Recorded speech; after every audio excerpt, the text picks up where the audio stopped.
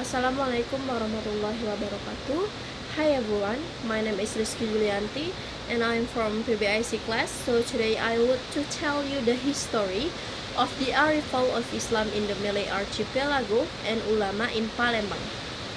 Islam began to spread across the Malay Archipelago in the 13th century through trade and the efforts of scholars and missionaries from the Arabia Peninsula, Persia, and India.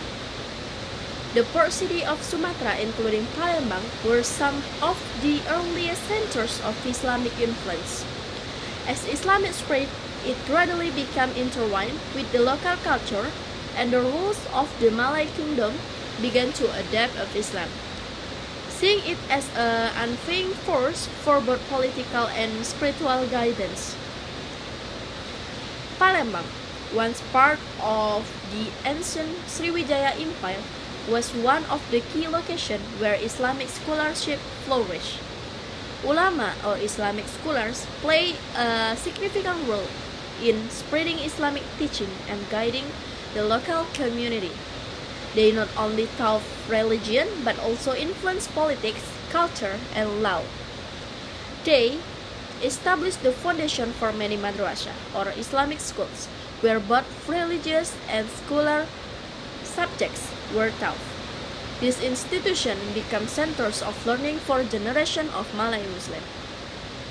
Among the most renowned ulama in Palembang was Syekh Ahmad Khatib Al-Minangkabawi, born in the late 18th century in West Sumatra. He was a scholar of great repute.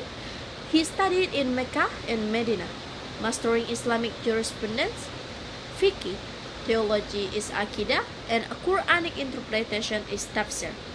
Upon returning to South Asia, Syekh Ahmad Khatib moved to Palembang, where he became a prominent teacher and spiritual leader.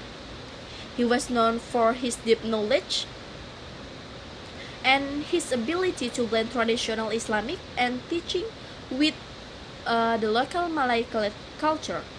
His work not only contributed to the spread of Islam in Palembang, but also to the broader region of South Asia.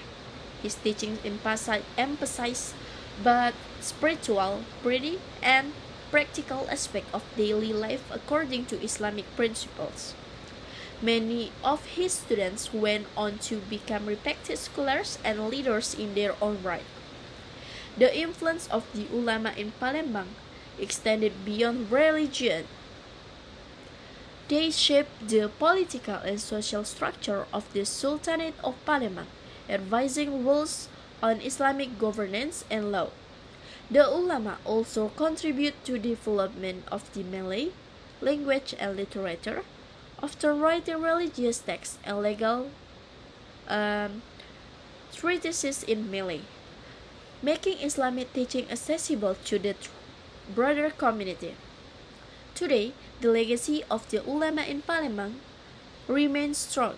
The city is home to numerous Islamic institutions, mosques, and schools that trace their roots back to the early scholar.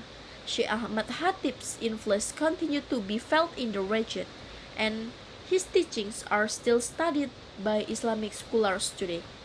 The history of Islam in Palembang, especially through the contribution of the ulama, is a treatment to the lasting impact of knowledge, faith, and cultural exchange.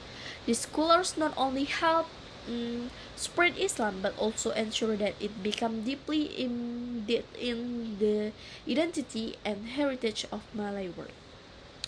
Okay, I think that's all for me. Thank you for watching my video. Wassalamualaikum warahmatullahi wabarakatuh.